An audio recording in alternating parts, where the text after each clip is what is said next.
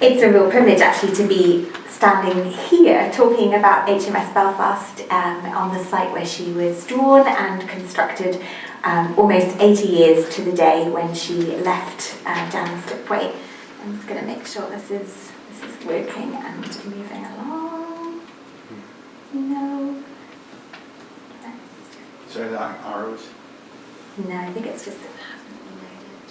But bear with me a second.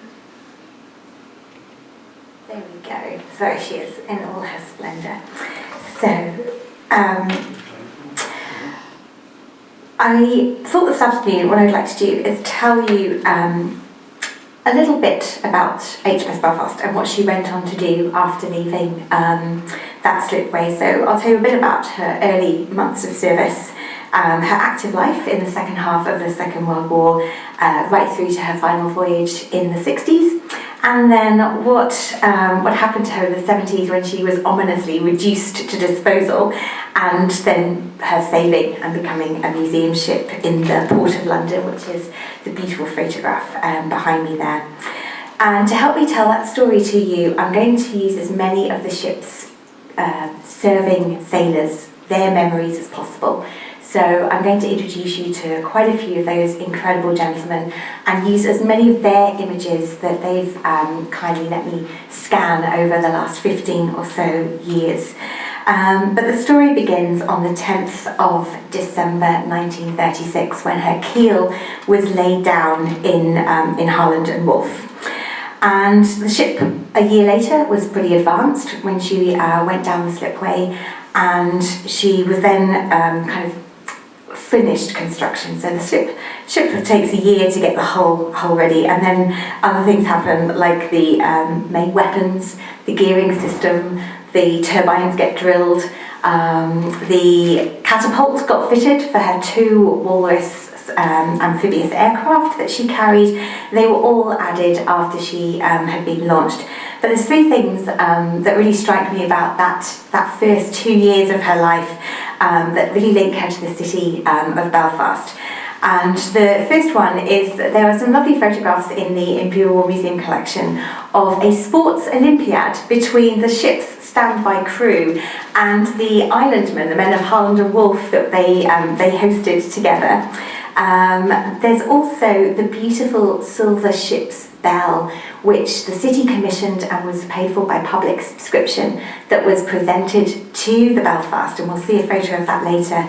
And also the design of her crest. Belfast was the very first ship of that name, so she didn't have a crest. And what happens when the Navy commission a ship to be built? There was a standby officer of the Royal Navy, and the standby officer was Stuart Ferguson, and he was a chief engineer.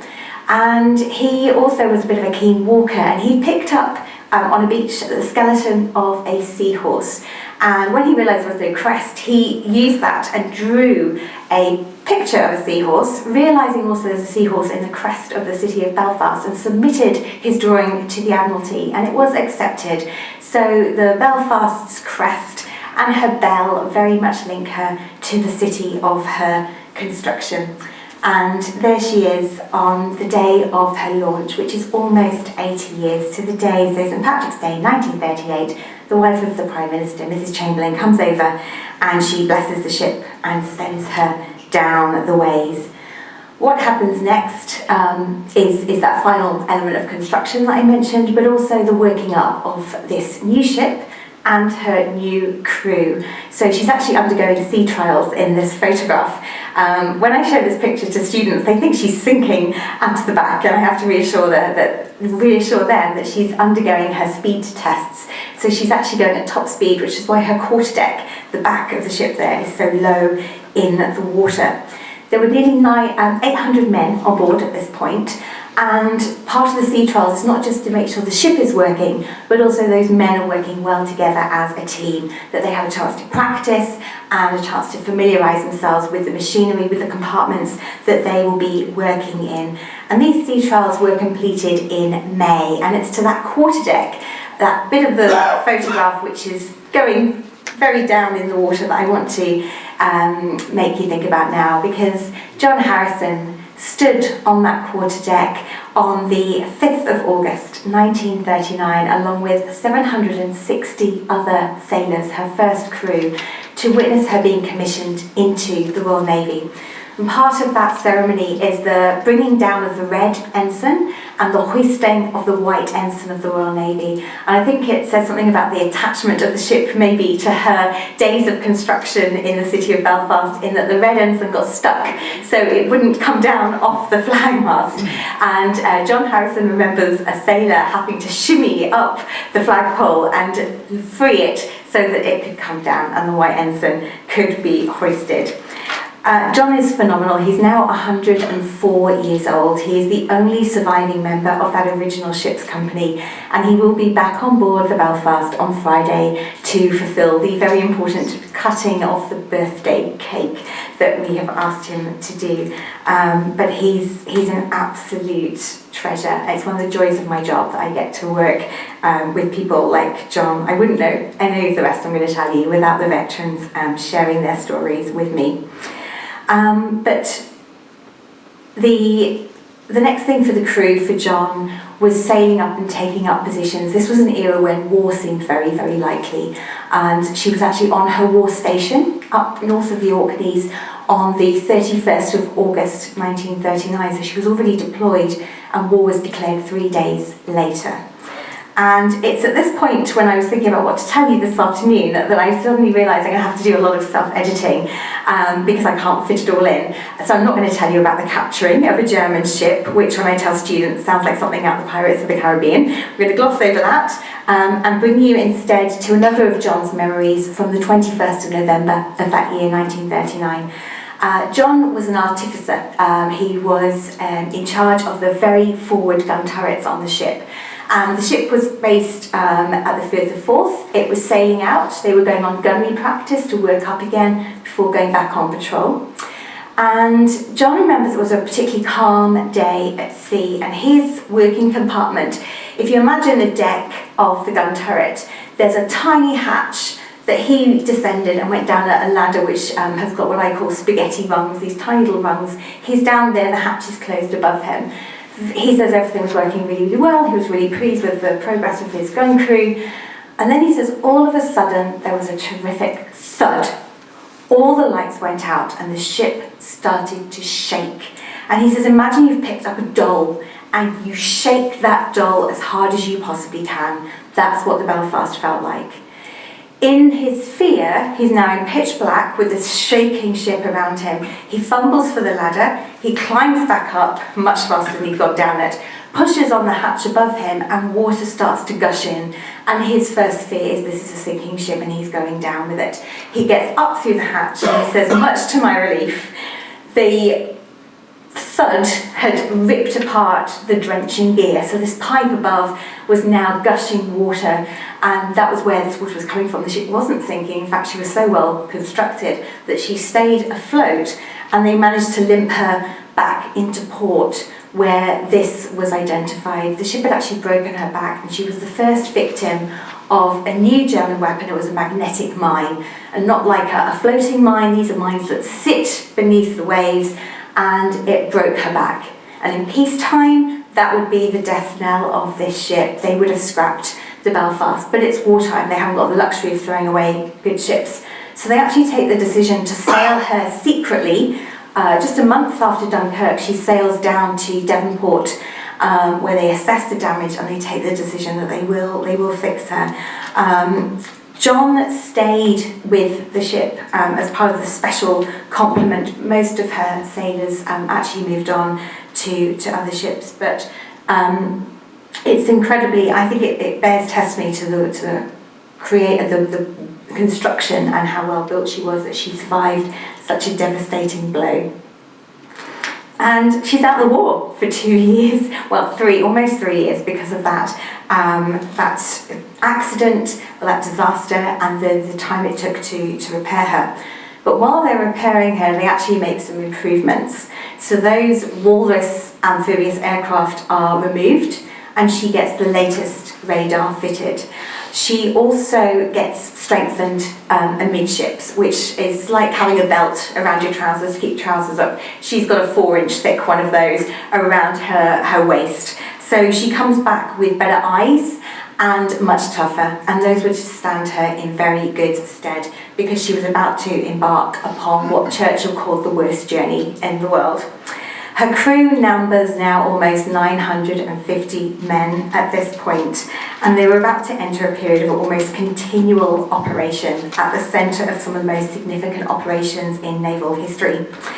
Not only was she on the Arctic convoys, so getting those convoys through some of the worst seas in the world to Russia, she also, in the sinking of the Scharnhorst, took part in the last classic capital ship naval battle, and also the first and last gun operation that was controlled entirely by radar. So she's really earns a lot of her significance in those years from 1943 onwards. And to tell the story of those years very briefly, I'm going to rely on some more of her crew. This is Victor Padbury. Victor was only 17 when he joined the ship as a baker. And as a baker, that's not much use when the ship is in action stations, when she's defending convoys. So his action station was the cordite room. Deep, deep down, John Harrison went beneath one hatch. Victor Padbury went down beneath 4 hatches below the waterline to work with the gunpowder down there. 17 years of age. It's quite remarkable. The men talk about the sea on the Arctic convoys as being the worst enemy. So they were attacked by air, there was the threat of submarines and those capital ships like the Scharnhorst. But it was the sea that really sticks in their memory. And as you'll see in this photograph, the bridge was actually an open construction. So they're sailing through temperatures colder than your freezer at home, minus 30 on a bad day. And the waves are enormous, and they were higher than the full height of the ship. This is the only photograph I'm going to use that isn't from Belfast. This is from her sister ship, HMS Sheffield. But it illustrates the ferocious nature of those waves. This is her gun turret. That's 4 inches of armoured steel that's being ripped off like opening a can of beans by the power of a wave. And I just use that all the time to just give it a sense of the enormous power and ferocity of the seas that these men were facing, but also the temperatures and what it does to the ship. So this is the forecastle, this is back on Belfast, and this is one of our crew members in his duffel coat, not the most suitable piece of equipment. One of our historians actually says of these conditions that men were never dry. They were always cold and short of sleep. The ships were overworked and desperately needing time for maintenance. And every hour of every day, there was a secret fear of freezing to death for these men. After serving for about a year on the Arctic convoys, Belfast returns to Clyde, ostensibly to take part in some exercises. But Ping, who is shown here, his name's not really Ping, he's Bob Shrimpton, but he was called Ping because he was an ASDIC operator. It was his job to listen out for submarines. And Ping in the Clyde says, "We didn't realise something major was going on. We were taking on large amounts of ammunition, large amounts of fuel, large amounts of stores, large amounts of medical supplies."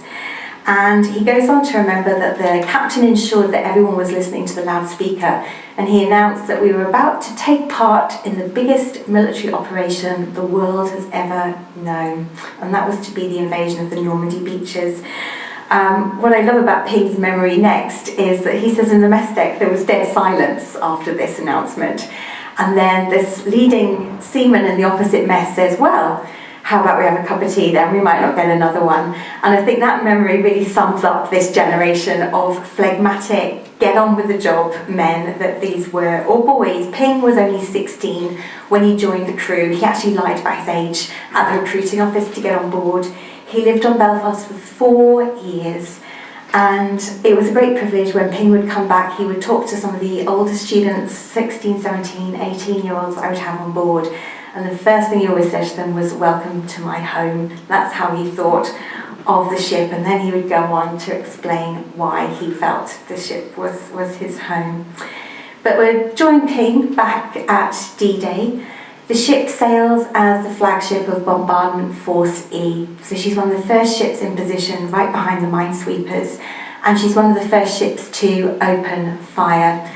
These are not her 6-inch guns, these are actually her secondary armament, her 4-inch guns firing. That's a beautiful shot of her conducting a night shoot.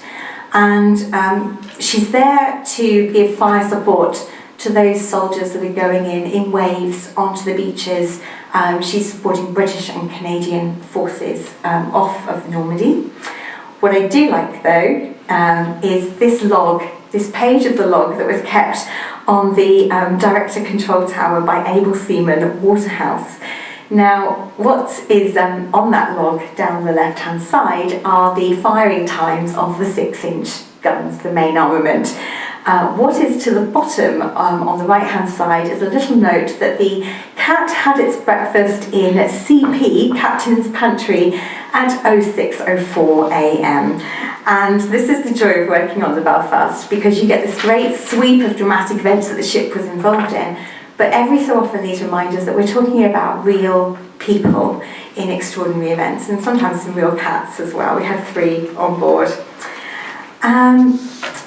So Belfast is off the Normandy beaches for about a month, and she only leaves her deployment there because the troops move so far inland that they are now beyond the range of her 6-inch guns, which to accuracy is about 12 miles.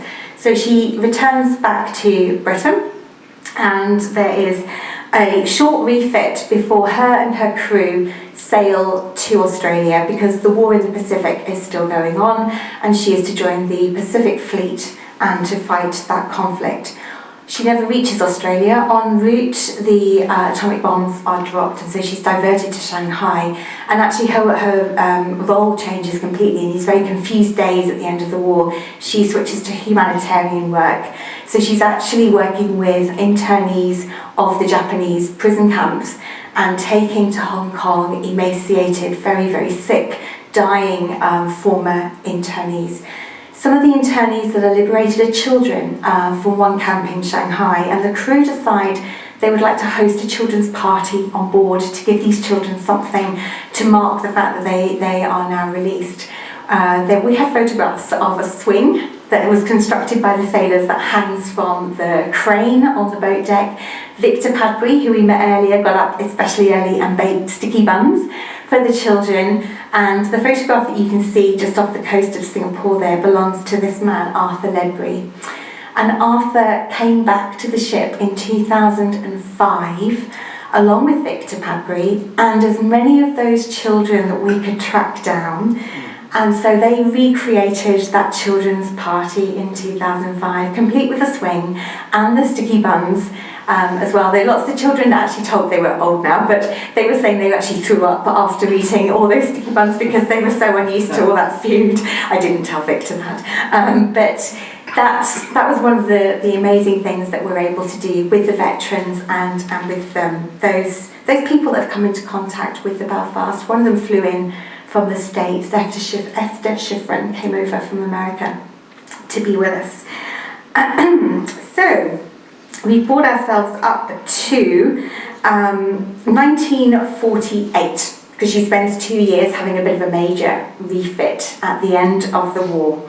And Arthur leaves, and there is a new crew, one of which is Leonard Dunn. And I've chosen 2 pictures to show you of Leonard. One with his incredible full set that he's grown there, as he was when he served on Belfast, and one with him as he was a few years ago with the bell over his shoulder. Because one of the first things that Belfast did before she left to go back onto the Far East Station in 1948 was she visited the city of her construction. So the 20th of November, she's back here, and she finally gets that silver bell. The bell had never been put on the ship when she was first launched, because they were so aware that war was likely. The city worried that the bell might get damaged or lost, so they kept it in safekeeping. So it was on the 20th of November 1948 that the ship and the bell are united in a beautiful presentation ceremony, and it still hangs there to this day and will be rung on Friday to start the birthday celebrations. And I thought that was quite a nice thing to show you. We're really, really proud of that bell. So this new crew and this refitted ship is now in the 1950s about to enter her final but most intense period of active service. The tensions in the Far East had not ended with the Second World War, and they then escalated further with the invasion of South Korea by North Korea. And so Belfast actually sails to become the first Royal Navy flagship to take part in a world peacekeeping force, because this was a UN operation. And she sails to join the United States 7th Fleet to patrol the sea, a blockade, preventing supplies getting through to North Korea, and deploying those guns again in support of forces on the shore. And a memoir was written by Lieutenant Commander Ogilvie. He was Belfast's gunnery officer, and I wanted to read you just one thing that he noted as they were deployed. They were told they were off into a war situation again. "We fused all the shells with warheads and prepared for war. We carried out the preparations for action, so familiar to some of us on board, but a new experience for the young members of our peacetime crew." And I like that because it reminds us that some of these guys on board were veterans of the Second World War, and a lot of them were young men who had never seen conflict. One of them is Eric Robinson. Eric is looking at you, directly at you, on the left-hand side of that photograph. He sat in his mess deck, which I'll come back to later. But this photograph really illustrates the youth of those men in the 1950s that were about to join the UN operation. There's one photograph I've got of this, actually. I didn't choose it. I've actually got his hands holding that picture. It's a tiny picture, and he's captured for over 60 years. But he let me borrow it for a few minutes to scan it so I could show you something that's a little bit clearer. This is Ted Hill.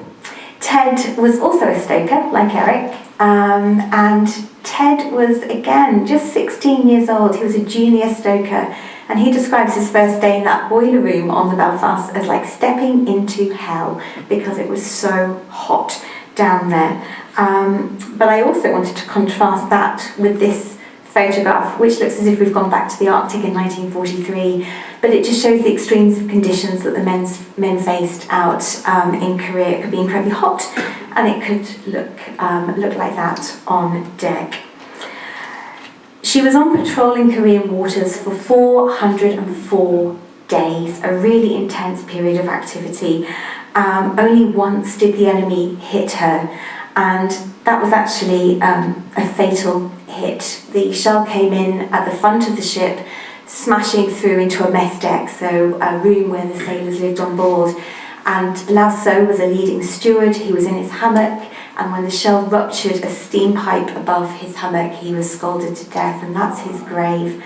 We lost 2 other of the crew in the Korean War, so we actually lost more men in the Korean War than in the Second World War, and they were Royal Marines, and they were Sergeant Joseph James and Corporal Thomas Hamill, and they'd actually been sent ashore to go and train some South Korean troops in how to use a Bren gun, and they never arrived, and the ship was radioed and said, where are these men?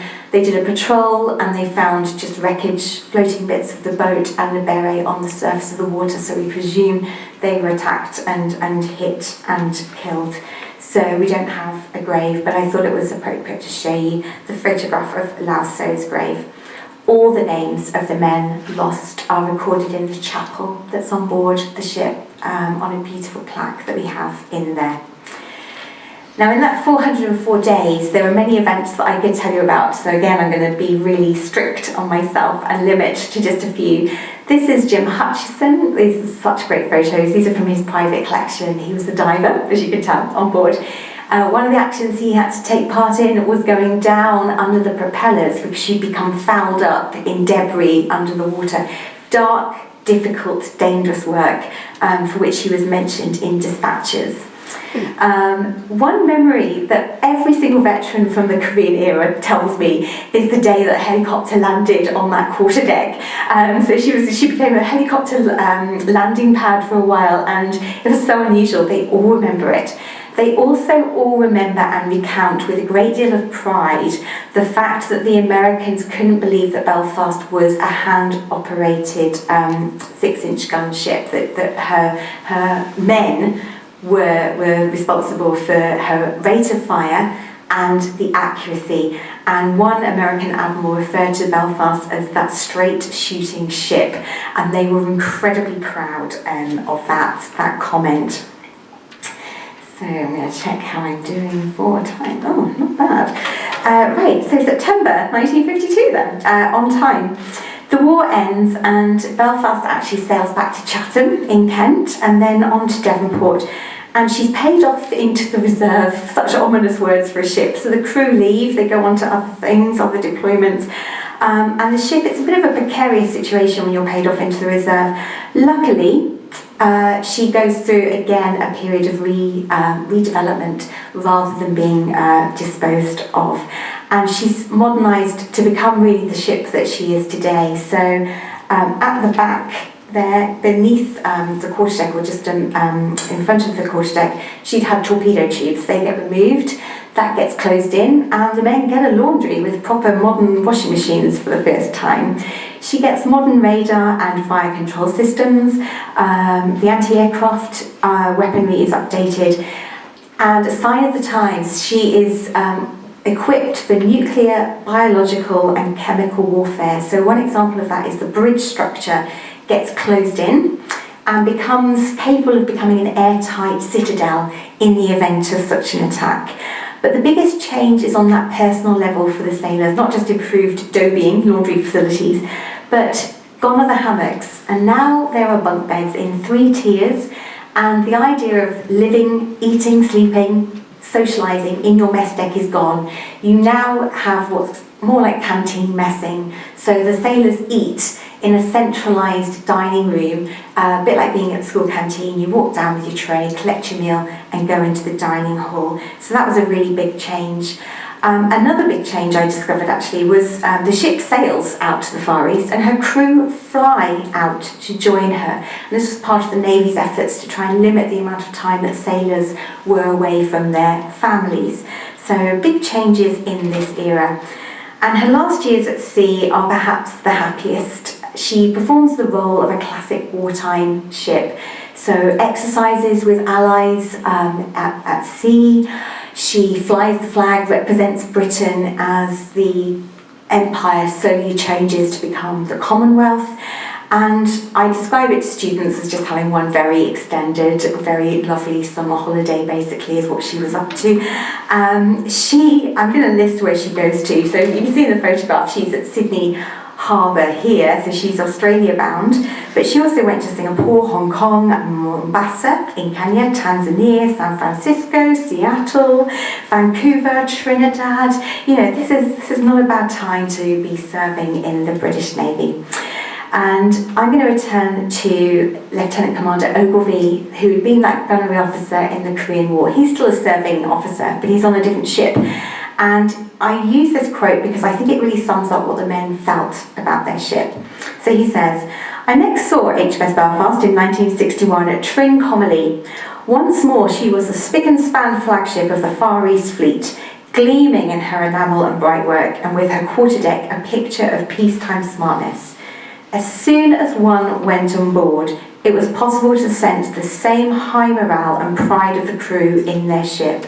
The Belfast was always a happy ship, with a proud ship's company, even when overcrowded and hard worked with very little shore leave as in the Korean War. There was still the happiest of atmospheres. The crew realising that she was doing a real job and doing it well. She was the best ship I served in my 36 years."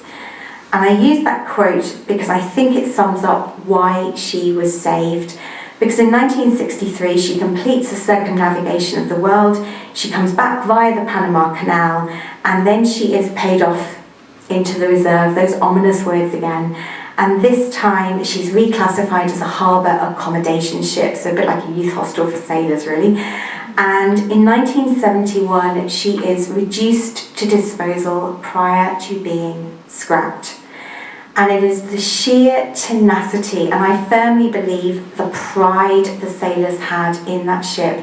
It's their tenacity of them, her last seagoing Admiral Morgan Giles, who just made absolute pests of themselves to the government and said, "You've got to save this ship. She's the last big-gunned armoured warship from the Second World War in the whole of Europe left, and we're going to save her." So they formed a trust, and they succeeded in saving her for the nation. She's the first flagship to be saved for the nation since HMS Victory.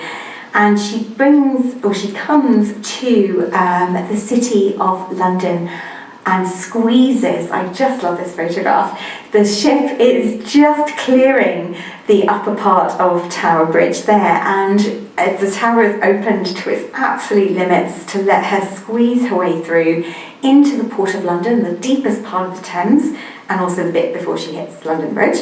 And she opens on Trafalgar Day, 21st October 1971. And then began the negotiations with the Imperial War Museum and then with the government. And so they badgered the government to allow Belfast to have a more secure footing by becoming part of the Imperial War Museum's collections. It took a number of years, but finally Shirley Williams, who was the Secretary of State, does agree to that merging, and that happens in 1978, and actually it was the 1st of March, so I thought, gosh, this is great. It's 40 years since she became what is now the largest object the Imperial War Museum owns, as well as being one of her 5 branches. And I just wanted to spend the last 5 minutes just telling you about the ship today and giving you a flavour of what she's achieved really in that time as a museum. This is our latest marketing campaign, and I really like how they've picked up on the pride that the sailors felt in their ship. They were the kingpins. Her motto is something Latin. I didn't have a Latin type education, but the sailors translated it into "we give as good as we get," and that's really what the ship has done as a museum. Really, she sits as a reminder of the realities of naval warfare in the first half of the 20th century. So when people come on board, they see the ship as a gun platform, but they also learn about those people that served on board her and what it takes to maintain the ship as our largest object. So this is our conservation technician, and he's showing some members of the public damaged by some moth on one of our hammocks and blankets. So we do family activities throughout the year where we try and tell the public the different side of the Belfast, as well as that wartime story, but also what it is to look after this ship and what it was like to live here, and hammocks and bunk beds and things. The bright work that Lieutenant Commander Ogilvie talked about still has to be done, and you've got, but it looks like we actually deploy children to do this, but this was just a one-off. We've got Andy Curran there, he's the ship's conservation officer, and 2 children who came on board recently to take part in this conservation ship shape weekend just about a month ago. And this is my schoolroom, so this is where I normally teach from, and there's a family just there who are cataloguing for the first time my handling collection. Teaching the children about the Belfast, about the Second World War, can seem a very distant past to them. So I use as many of the sailors' stories and as many of the sailors' uniforms and artefacts as possible to make this story come to life. And we got families to help catalogue exactly what I've got there. And that's one of our veterans, Ron Yardley. Ron is stood in the Bridge Wireless office. We rely on volunteers, so the 3 gentlemen around Ron are all volunteers of the Royal Naval Amateur Radio Society. They actually paid to have the Bridge Wireless office restored in 1976, and they still operate from it. We've got a special birthday call sign that they'll be using for the next couple of months. And Ron, that photograph's actually 3 weeks ago, and he thanked them. He had a tear in his eye, and he thanked them for keeping where he worked running. And for Jonathan, who's the guy in the glasses, just on the right-hand side as you look, he said that was just the most powerful thing he'd ever been told as a volunteer, to have a veteran thanking him for looking after something that meant so much. And my final thing to tell you is keep on a ship. So those bunk beds that went in 1956 are now home to various school groups and youth groups all nights of the year. And we have children up to the age of 18 who stay with their teachers or their scout or brownie leaders. And this photograph shows them on that very top deck at dusk, because we do activities with them in the evening. They then sleep on board, and in the morning they have breakfast.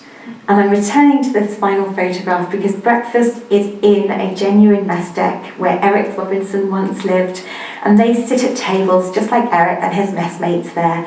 And this is my link for them to tell them that when they've spent a night on board, they have done something that those sailors genuinely did as well. They sit at mess decks, they eat together, and they sort of share that camaraderie. We talk about what it's like for them to have spent the night on board. I try not to use the word sleep because sometimes I don't hear very much of it, but that idea of linking their experience back to these incredible gentlemen and the stories that they tell. And that's the story really of HMS Belfast in a nutshell, her 80 years since leaving Harland Wolff and then becoming a very, very vital museum in London. Thank you.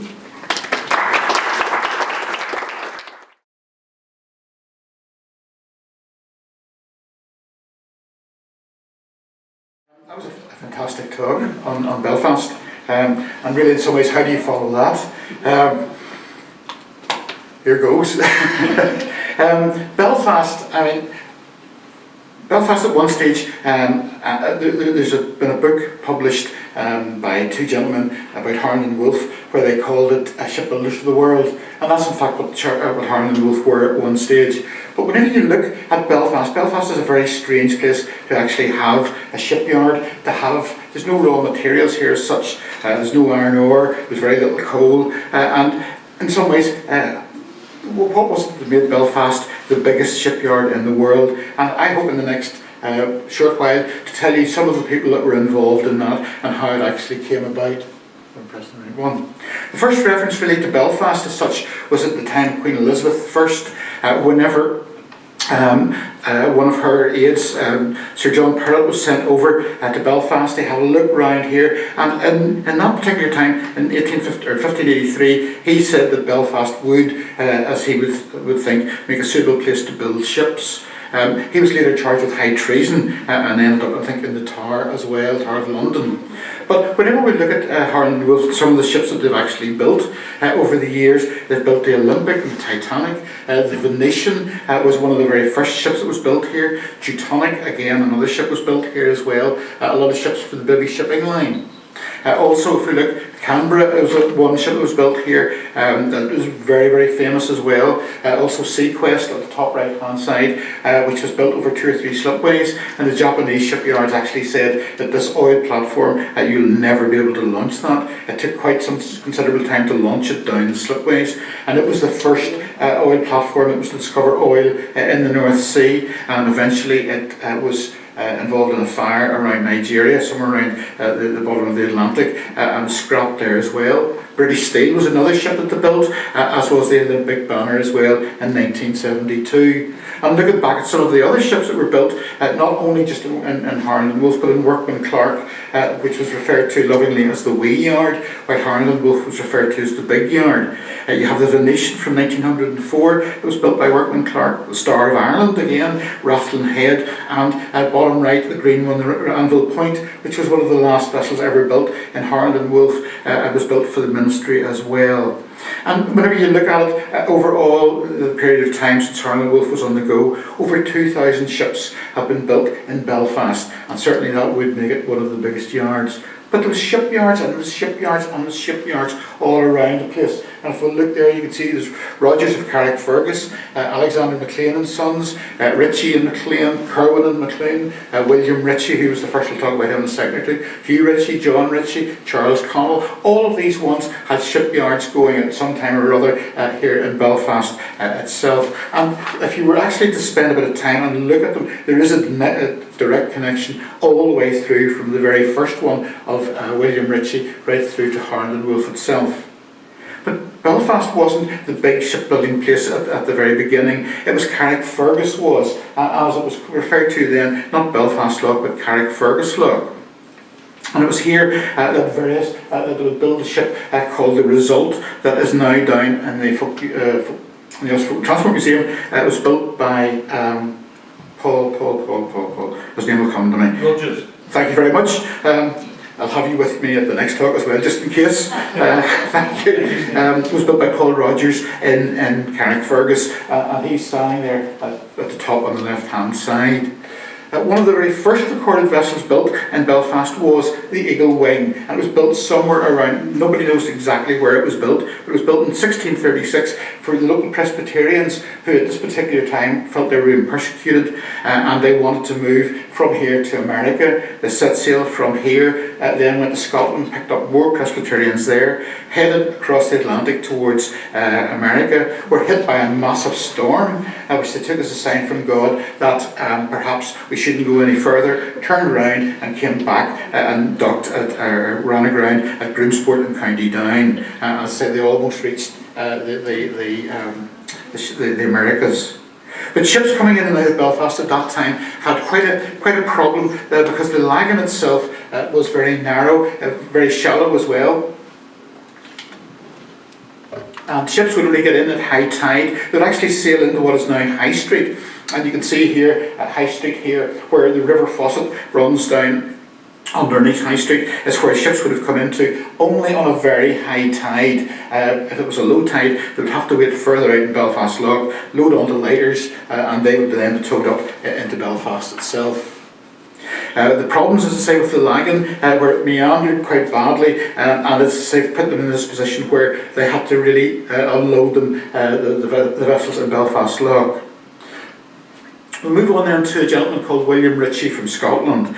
He had come over to Belfast in 1791 in March to have a look around Belfast, and was talked into coming over and starting a shipyard here in Belfast. And he arrived in July of that year with 10 workmen and their tools, and he would set about a shipyard, not on this side of the river, but on the other side, the County Antrim side of the river. And he would work away at this, and his first ship would be built and launched on the 7th of July 1792. It was called the Hibernian. And in fact, Wolfe Tone noted in his diary that he said, "I walked with Henry Joy McCracken, who was the leader sentenced to death, to see his brother's new ship, the Hibernian. It had a crown on her shield, and we all roared with laughter at that." And we'll go no further into that. His brother John came over later in 1751 and set up a partnership with William, and in 1793 he set up his own shipyard himself. The Ritchie's yard itself was, as I said, on the far side of the river, and it further expanded, and further shipyards were opening up on that side of the river as well. Another ship was built there called the New System, and it was made for the America run, and it actually had a metal bottom on it instead of being all wood, as they were all built with at that particular time. Ritchie then retired, and his foreman, Charles Connell, took over the shipyard from him and carried it on. But before that, in 1796, William Ritchie would build the dry dock, the Clarendon No. 1 dry dock, as it's called, on the other side of the river, to bring his ships in out of the water so he could work on the hull or the rudder or the propeller. And it would cost around about £7,000 for him to build this dock, but he built it himself. Before that, they had a patent slipway, which really the ship came into the slipway, and was ropes or chains were attached to it, and an engine would pull it out of the water, which wasn't really satisfactory at all. In 1837, the Ballast Board, who were the forerunners of the Belfast Harbour Commissioners, decided that we better do something about this, the river lagan, and try and straighten it out. And they went and they got this man, William Dargan, who was very much, he was a civil engineer. He ended up really as a millionaire. He was responsible for a lot of the railways in Ireland and in England as well. And he would get his workmen to straighten the lagan over several years. And they would do 2 massive cuts to straighten the lagan. And you can see the first cut here at the left-hand side, and the second cut will be in progress on the right-hand side. And when they were doing that, they then created Queen's Island, or as it was referred to then as Dargan's Island. And it was they opened up a amusement arcade in it. They had bathing boxes. You could come over in the evening. There was a mini zoo in it as well, and you could get a boat over from the far side over and back again. And it was a fantastic place. Apparently, quite a few people were left here at night and had to stay overnight whenever the ships or the rowing boats went without them. This is a view of looking at the island itself, Queen's Island, and you can see the way here that the river meanders right it, and the island was set in the middle there. Again, just a view of the island itself. You can actually see here where there is a timber pond, and where Robert Hickson set up his new iron shipbuilding yard. He had bought over an iron foundry in Belfast, hoping to try and create enough iron to make ships. But obviously, as I was saying earlier, with no natural resources, had the problem that there was very, very little iron here, and he was having to bring it in from England and build the ships there. He was having slow progress with building and decided that the foreman that he had would have to go, and he put an advertisement in the local papers for a new foreman, and eventually Edward Harland answered the advert and arrived here in 1831. He was from Scarborough in England, and he took over the yard, and he was quite a disciplinarian. He would stand no nonsense whatsoever from any of the workmen. And eventually he wanted to set up his own shipyard. He went to Dublin to try and set a yard up there, and decided no, he didn't like that. He went to Liverpool and was about to set a yard up then, but the Liverpool Council wouldn't give him permission because they felt he was too young to do that. So eventually Robert Hickson decided that he wanted to give up the shipyard and would sell the shipyard to Edward Harland for the sum of £5,000, and he would give him a £100 discount if he paid him in cash. He needed assistance, and the assistance came from a German banker called Gustav Schwabe. Schwabe was related, and I'll show you in a second or two, you'll see the family tree, was related through to Edward Harland, very, very sort of far out, but he would give him finance to help him build or buy this island here and buy the shipyard here from Robert Hickson. Gustav Schwabe was quite a smart fellow, that he knew of the Ismays. He knew he was involved in the Bibby shipping line as well, and he would have the Bibby line come to Belfast to build the ships here, so he's going to get a return on the money that he actually had ploughed in here. And you can see in this that Schwabe is related back through a very, very long way, but back through to Edward Harland himself. As I say, he was involved with the Bibby line, and he lent the money to Harland, obviously, to buy this from Robert Hickson. One thing that Schwabe did suggest was that Edward Harland should have a partner, and he suggested the partner would be Gustav Wolff, who was Schwabe's nephew, and again, it was keeping it in the family by bringing him in as well. Gustav Wolff was very much into the drawing side, the drawing office, and that side of the shipbuilding. One time he actually made a comment where there was the four directors. In fact, no, leave that till we get to the photograph of theirs.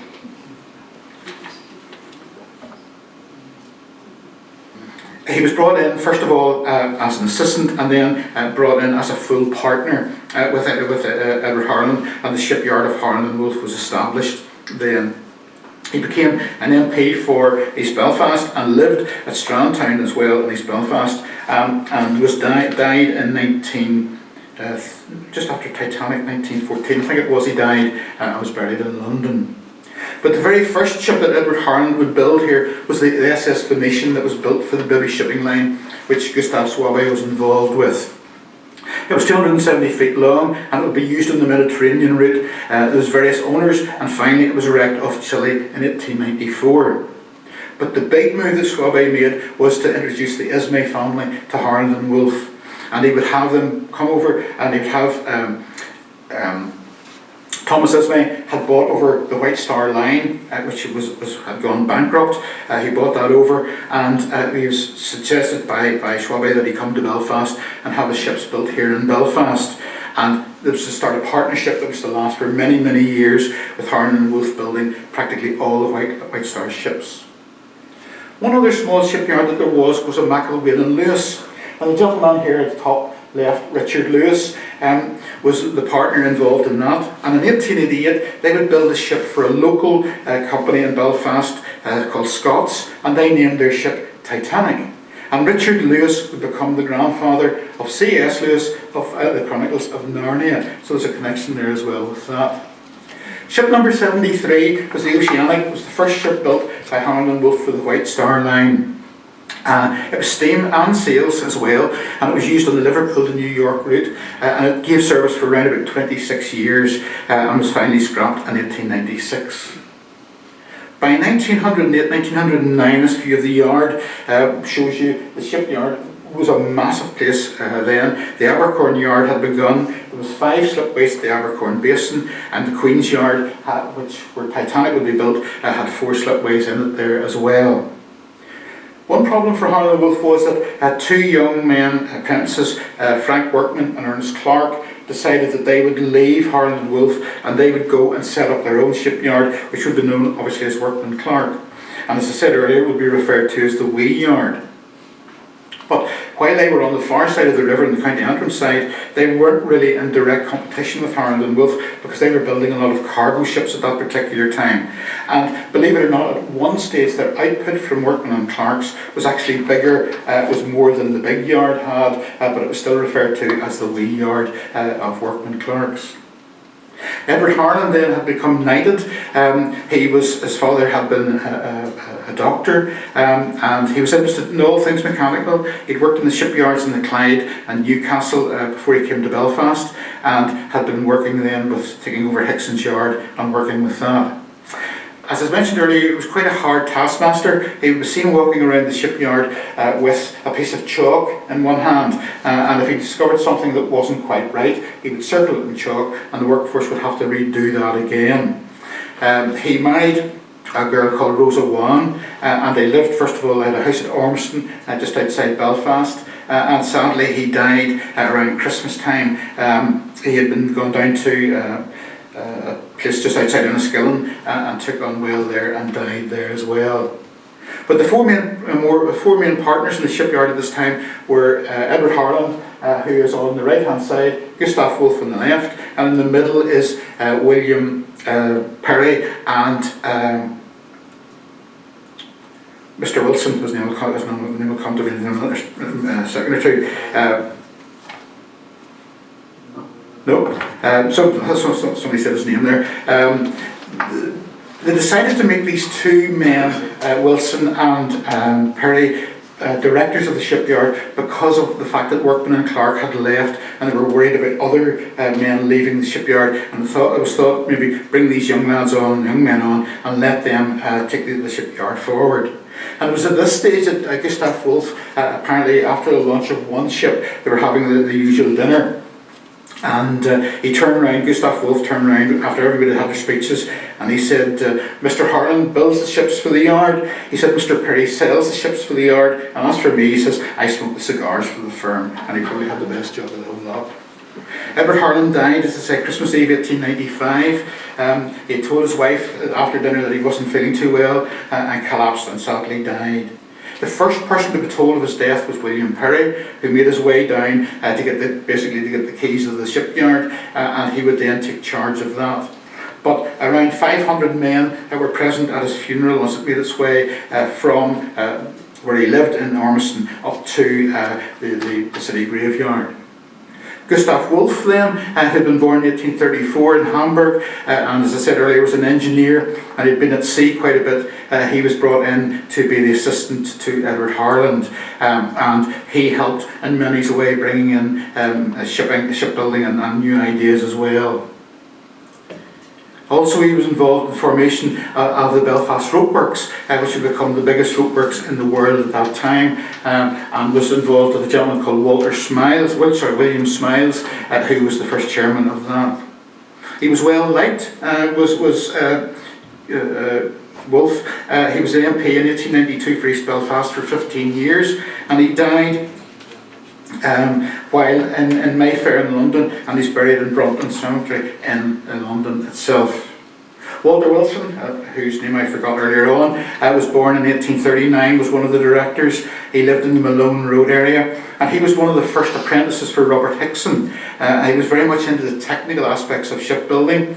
He could tell you the calorific value of a lump of coal, but ask him to stand and do a talk like this, he just would run away from that. But he was extremely educated man and knew exactly what he was doing.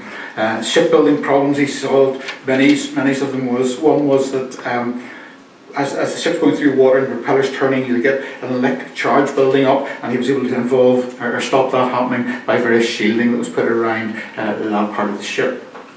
Alexander Carlyle was the chief naval architect of the shipyard, a brother-in-law of William Perry. Didn't get on with William Perry at all, and in fact at one meeting prior to Titanic leaving, went on for about 4 or 5 hours. There was William Perry was there, Alexander Carlisle and Thomas Andrews was there when they discussed about the lifeboats that were going to go on Titanic. And out of this 3-hour meeting, apparently there was only about 10 minutes was spent talking about lifeboats,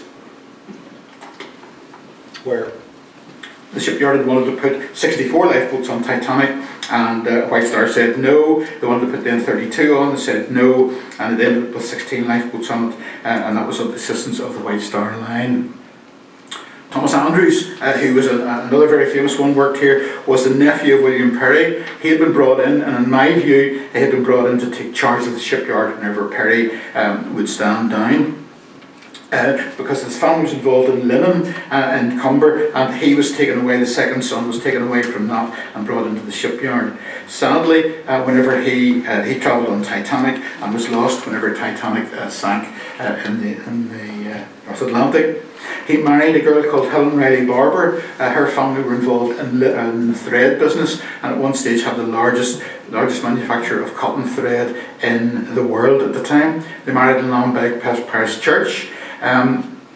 Reception at their home, and they went to Switzerland for their honeymoon. They came back, and he was working on Titanic, and the decision was made for him to go on the maiden voyage of Titanic, and sadly, as I say, he would be lost at that time. Oh. Stephen, what's wrong with that? Probably just hold it.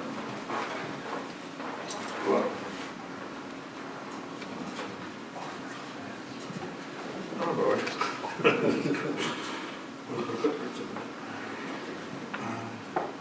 What's that? There's a hall in Cumber which is dedicated towards Thomas Andrews. The first sod was cut in 2nd of October 1913 by his daughter, and it was opened in 1915, used by the community, and is now incorporated as part of the school, the local Thomas Andrews School there as well. William Perry, who was the main man in the shipyard, was born the 31st of May 1847. He'd been born in Canada. His father had died there, and his mother came back home, and he lived in Conley, just outside Bangor, between Bangor and Newtonards. He joined the shipyard as a young, what was called a gentleman apprentice. That was where his family would pay a sum to the shipyard for him to be trained up in the noble art of shipbuilding. He married a girl called Margaret Carlisle, who actually was his cousin. She was born the same day, 31st of May in 1859, and her brother was Alexander Carlisle, and the two of them, as I say, never really got on that much. He was a very close relationship with his wife. Very few people actually knew what the finances of the shipyard were, and in fact, whenever he had died and they opened up the books, they found that there was very little money in the shipyard account, because he'd been building ships at one stage and saying to the owners, "We'll build you your ship and we'll put on a profit of 3% on at the end," and really he was in some ways was losing money building ships. He was made a councillor in 1893, he was made Lord Mayor of Belfast in 1896, and he raised funds for the Royal Victoria Hospital as well. He had houses in Belfast, and he had also houses in London and Sussex as well, and one thing that he really wanted that never really came to him was to be accepted into London society. He died on the 7th of June 1924 on board the SS Ebro as it was coming through the Panama Canal.